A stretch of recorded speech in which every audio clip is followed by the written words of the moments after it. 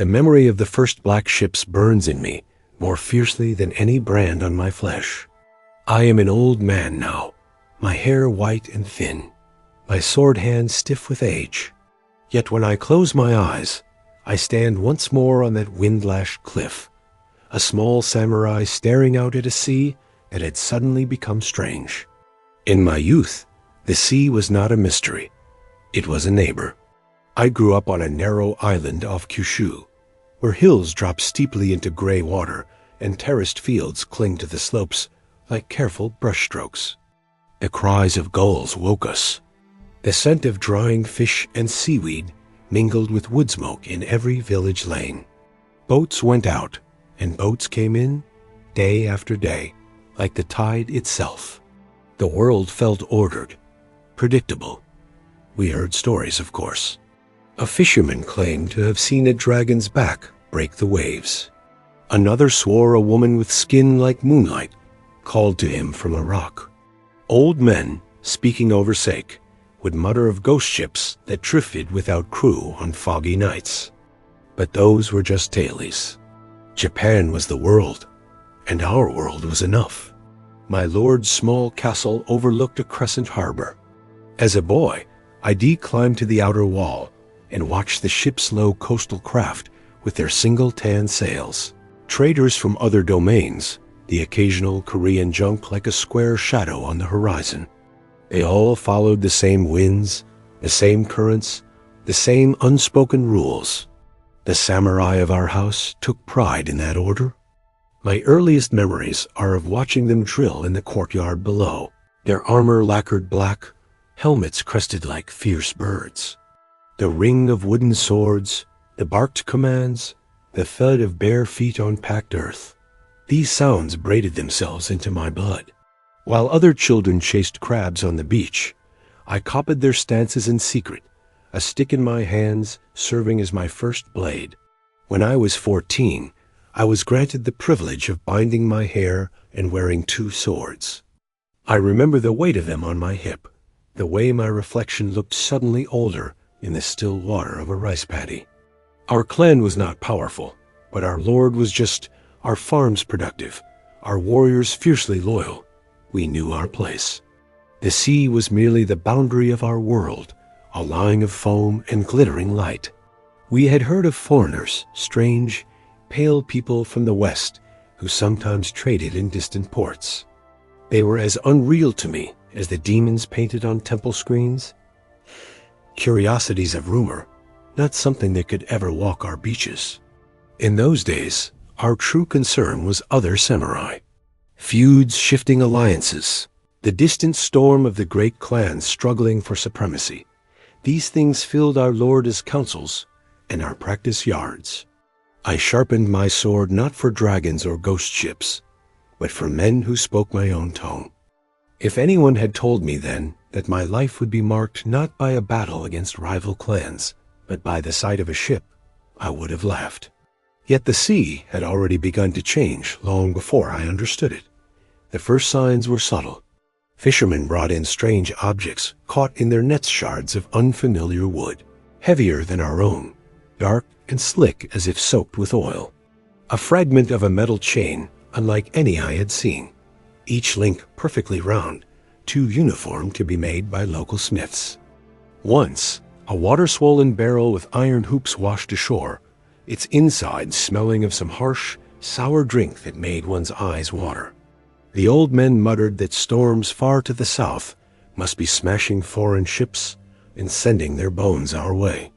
I remember running my fingers over one of those iron hoops, feeling the cold bite of it, wondering what kind of people bound their goods in such a way. And came the fire in the sky. One autumn evening, as the sun bled into the sea, a streak of light tore across the heavens, bright as molten iron. It hissed silently, trailing a pale tail, and vanished beyond the horizon toward the open ocean. "An omen," said one of the older samurai beside me, his voice flat. "Of what?" I asked, my heart tightening. He shrugged, his armor creaking softly. "When the gods wish to change the world, they do not always explain themselves to men." After that night, I found myself watching the sea more often, as if it might answer the question the sky had asked. Weeks passed. Life continued. We drilled. We patrolled. Harvest came and went. The chill wind off the water grew sharper. Then, one misty morning, the bell at the harbor temple began to ring.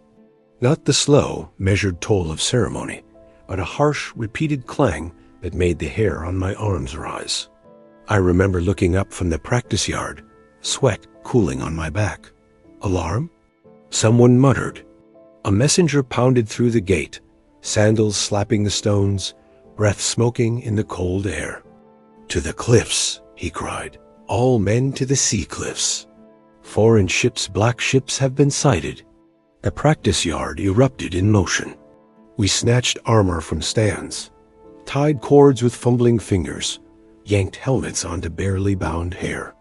The clang of the bell went on, echoing from hill to hill. My heart hammered in time with it. Foreign ships. The words felt heavy and unreal on my tongue. We ran. A path to the cliffs wove between wind-twisted pines. I remember the smell of wet leaves crushed underfoot, the sharp tang of the sea growing stronger with each stride. When we burst out onto the cliff top, the wind hit us like a living thing. Below, the sea churned white against the rocks. And there, sitting on that gray line like a blot of ink spilled by a careless god, was the first black ship I ever saw. At first, my mind refused to understand it. I knew the shapes of ships. This thing was nothing like them. Its hull sat higher, its sides sheer and dark, rising from the water like a wall. Strange masts thrust upward, bristling with ropes. Its sail, when the wind caught and unfurled it, was a dirty, heavy white, stained and patched like an old beggar's robe. Beside it farther out another ship lurked, and beyond that, yet another faint shape in the mist. 3. Someone beside me breathed. 3 of them. Are they Chinese? Another asked, though his voice said he did not believe it. Our Lord arrived then, robes flapping over his armor, his face set like stone. He stood at the cliff's edge, squinting against the wind. If he was afraid, he did not show it. Have they approached the harbor? He asked the head fisherman. No, my lord, the man said, bowing low. They circle like crows that have smelled blood but not yet found the carcass. They move in ways I have never seen. Against the wind, across it, a murmur shivered through us. Ships moved with the wind. To see something defy that rule is like watching a man walk across the surface of water. What do they want? I whispered before I could stop myself. Nothing good, said Araki, an older samurai. His hand rested lightly on the hilt of his katana. When wolves come down from the mountains, they do not come to admire the sheep. We were ordered to make ready as if for attack. Messengers flew to nearby villages. Fishermen hauled their boats onto the sand. We strengthened the harbor palisades, checked the powder in the signal fire beacons, and stood watch on the cliffs and shifts. All the while, the strange ships drifted and turned, like shadows looking for a place to attach themselves. Days passed. The ships moved closer, then farther away, never landing, never vanishing. At night, we could see faint glows upon their deck lamps, bobbing like will-o'-wisps on the dark water. Sometimes the wind carried us scraps of unfamiliar sound. Harsh, guttural voices shouting, the hollow thud of something heavy dropped on wood. Sleep became thin and troubled. We were warriors, trained to face men in armor, not hulks of wood moving on the tides of a foreign world. My dreams filled with them, towering black hulls bearing down our little harbor, crushing our fishing boats like toys, vomiting out monsters with pale eyes and iron claws. One evening, as drizzle smeared the horizon, the ships finally changed their dance. They're coming in, the harbor watch cried, his voice cracking. And with that, the world I knew was about to end. Thank you for watching. If you enjoyed this story, please like and subscribe for more tales from history. We'll see you next time. The black shapes turned their blunt faces toward our coast, and they began to move with a purpose that made my stomach clench. Their strange sails bellied, and they slid forward, parting the gray water like knives. Our signal fires roared to life on the headlands. Drums sounded from the castle. Men scrambled to their posts, armor clattering, sandals slipping on damp stone. I remember tightening my helmet straps with shaking fingers, the smell of rain coiling around the sharper tang of oiled steel. Araki stood beside me on the harbor wall, his expression unreadable. "Remember your training," he said quietly. "These men, whoever they are, lead like we do." I nodded, though my mouth was dry. Lead like we do. I clung to that thought as the first black ship loomed larger and larger, its prow cutting through the surf. Then a sound like thunder tore the air. The world jumped. My bones vibrated. Something screamed past overhead with a howl like a demon and struck the cliff behind us, shaking loose a shower of rock and dirt. For a moment, there was only stunned silence. "What was that?" someone gasped. Another thunderclap. Another invisible thing screamed over the water and smashed into the hillside. The air filled with a harsh, bitter smell, like burned meat and lightning storms. "They are calling thunder from their ship," a young Ashigaru cried, his voice breaking with terror. Araki's eyes were wide. "No," he said slowly. "Not thunder. Something else." We had heard whispers, of course. Tailies of handheld tubes that spat fire and death. Boomsticks, some called them, laughing uneasily. Toys for cowards. No one was laughing now. The black ship crept closer. I could see figures moving on its deckmen taller than most Japanese, with skin that looked wrong, too pale. Some had hair the color of barley husks or rusty iron. One of them lifted a short, thick object on a wooden stand. Another touched it with slow, practiced care. "Down!" Araki roared. I threw myself behind the low wall, just as the object belched smoke and flame. The sound slammed into me a heartbeat later, a physical force that punched the air from my lungs. Stone chips stung my cheek. Someone screamed a high, shocked wail of agony. When I peered over the wall, I saw one of the Ashigaru clutching his leg.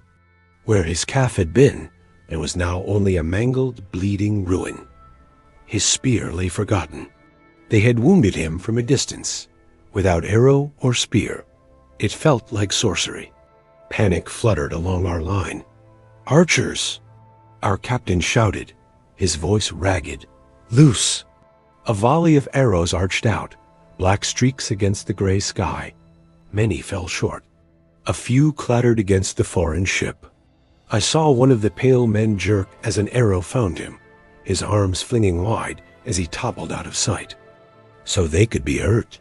They were not demons. Not entirely. The realization steadied me, if only slightly. "Focus on the men, not the ship," Araki snapped.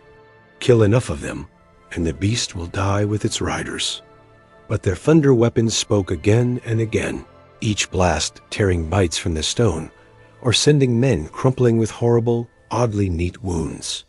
A samurai to my left slumped without a sound, a small, perfect hole in his forehead. I had faced arrows. I had faced spears. Nothing had ever been so sudden, so mercilessly fast as these invisible iron wasps. Smoke drifted across the harbor, burning my eyes. More boats were being lowered from the ship's smaller craft, crowded with pale men carrying long sticks I now understood were weapons. They rowed toward the shallows with grim purpose. Our Lord raised his sword. "Hold," he commanded. "Hold the line. Do not let them land unopposed." His voice cut through the chaos. Honor, duty. These were words we understood. We formed ranks at the water's edge, cold water seeping into my sandals. I tightened my grip on my spear until the wood creaked. The first foreign boat crunched into the shallows. The pale men splashed into the surf. "They move like farmers," a samurai near me scoffed, trying to steady his nerves. Our captain dropped his hand. We surged forward with a roar, spears thrusting, swords hissing from their scabbards. The familiar thrill of battle flickered, struggling against the cold stone of fear. I targeted a tall foreigner with a ragged beard and eyes as blue as river ice. I had taken 3 strides when his weapon spoke. The flash was like lightning in miniature. The man beside me, Tanaka, jerked, as if yanked by an invisible string. A black hole appeared in his throat. He fell without finishing his scream. My courage faltered. The foreigner swung the muzzle of his weapon toward me. I saw his finger tightening. We were perhaps 10 paces apart, too far from my spear, close enough for his thunder to snuff out my life. But in that heartbeat, his weapon merely clicked. His eyes widened. He fumbled at it, hands moving with frantic urgency. Later, I would learn of powder and shot and flint, of all the ways these new weapons could fail. In that moment, I only saw an opening. I drove my spear forward with a shout. The iron tip punched through cloth, through flesh. His breath exploded in a shocked grunt. His weapon tumbled into the shallows. For a second, we were face to face, his eyes a storm of pain and disbelief. He looked human. Then he slid off my spear and crumpled into the surf. Around me, the clash of battle raged. Our blades bit into unfamiliar cloth and leather. The foreigners fired their weapons whenever they could, each blast mowing down one of ours with sickening ease. Some drew shorter, cruder blades of their own. The air was a chaos of smoke, spray, steel, and the copper stink of blood. At some point, the foreign ships ceased their bombardment, maybe for fear of hitting their own men. The thunder from the harbor gave way to the grunts and screams of close combat. I lost track of time in the red fog of effort parry, thrust, step, duck, stab. Then a roar louder than any human voice split the air. I staggered, ears screaming. A section of the harbor wall simply disintegrated, hurling stones outward like pebbles. Men vanished in a gout of shattered rock and smoke. They had turned their ship thunder upon us again. Our line wavered. "Fall back to the inner wall," someone bellowed. "Regroup! Fall back!" We stumbled away from the shore, dragging the wounded. Arrows from our archers on the cliffs rained down to cover our retreat. I snatched a brief glance over my shoulder as we ran. The black ships loomed in the harbor like dark, watching gods. On the sand, our dead and theirs lay together, the incoming tide already licking at their limbs. The rest of that day passed in a blur. We fought street by street, turning alleys into killing grounds. Our knowledge of the terrain and our skill with the blade balanced their thunder weapons, just enough to keep us from breaking entirely. Fires began to spread. Smoke rolled through the village, thick and choking. At one point, I found myself standing before the small seaside shrine of my childhood. The stone foxes at its gate were scorched and cracked. A foreign shot had shattered the offering box. A dead boy, one of the fisher children, no older than 10, lay sprawled nearby, his eyes fixed on a sky he would never again see. My sword felt heavy. My limbs shook. The ordered world of my youth had been smashed apart in a single tide. Thank you for joining us on this journey. If this story moved you, please consider liking and subscribing for more content like this. Stay curious and stay safe. By nightfall, our Lord ordered a withdrawal to the castle. The harbor and the lower village were lost. For the moment, he said, though we all heard the strain in his voice.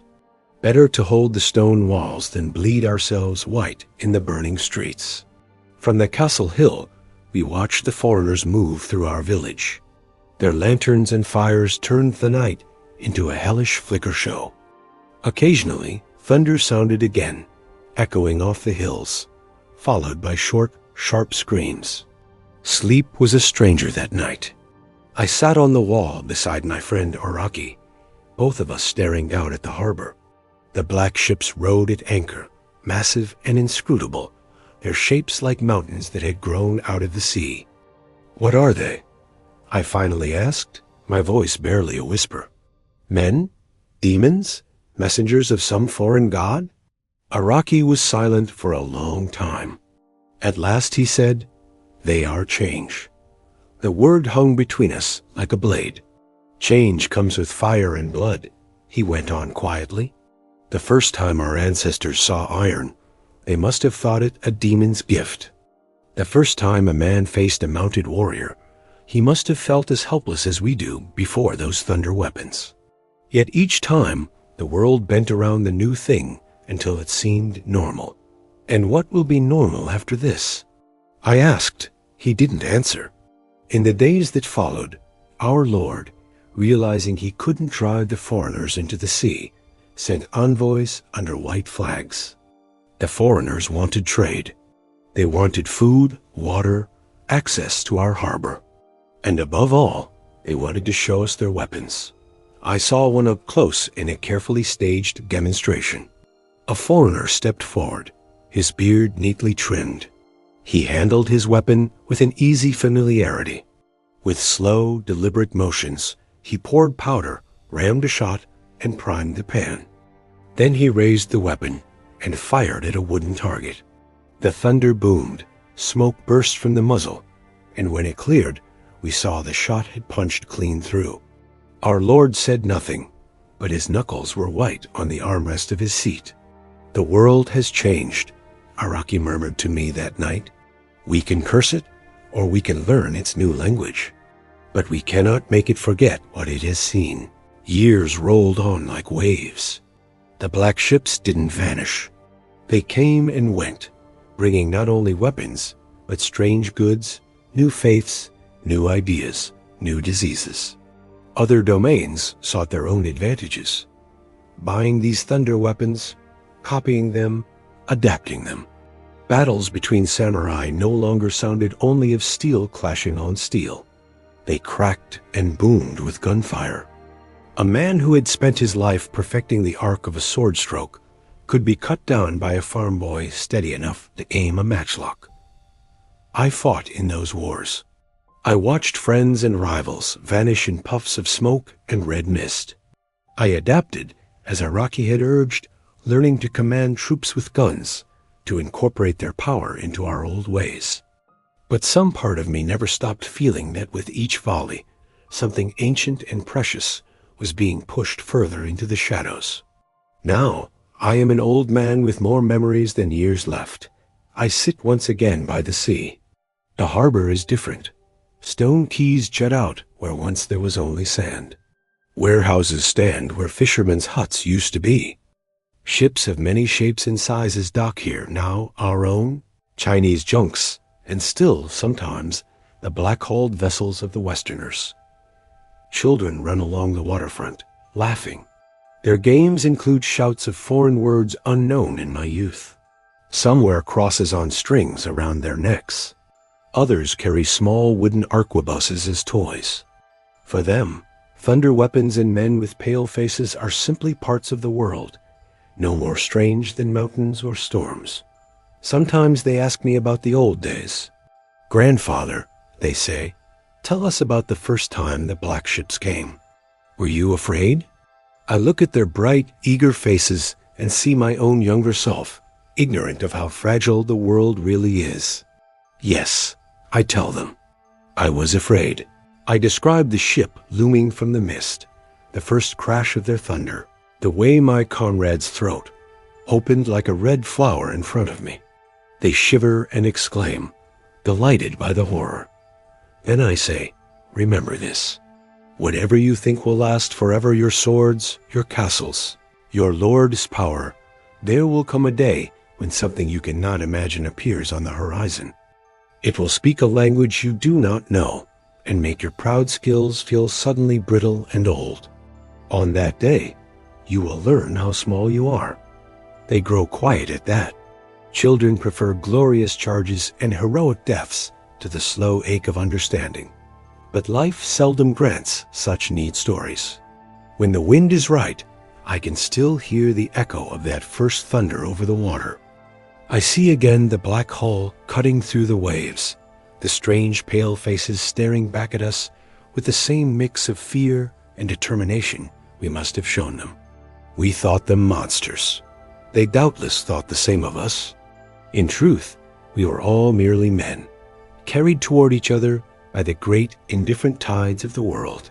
The black ships did not just bring iron and smoke.